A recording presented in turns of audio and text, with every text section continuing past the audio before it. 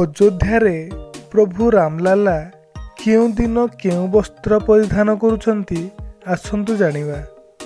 ସୋମବାର ଦିନ ପ୍ରଭୁ ରାମ ଧଳା ରଙ୍ଗର ବସ୍ତ୍ର ପରିଧାନ କରନ୍ତି। ମଙ୍ଗଳବାର ଦିନ ପ୍ରଭୁ ରାମ ଲାଲ ରଙ୍ଗର ବସ୍ତ୍ର ପରିଧାନ କରନ୍ତି। ବୁଧବାର ଦିନ ପ୍ରଭୁ ରାମ ସବୁଜ ରଙ୍ଗର ବସ୍ତ୍ର ପରିଧାନ କରନ୍ତି। ଗୁରୁବାର ଦିନ ପ୍ରଭୁ ରାମ ହଳଦିଆ ରଙ୍ଗର ବସ୍ତ୍ର ପରିଧାନ କରନ୍ତି।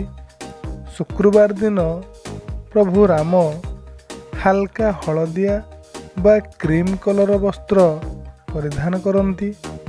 ଶନିବାର ଦିନ ପ୍ରଭୁ ରାମ ନୀଳ ରଙ୍ଗର ବସ୍ତ୍ର ପରିଧାନ କରନ୍ତି।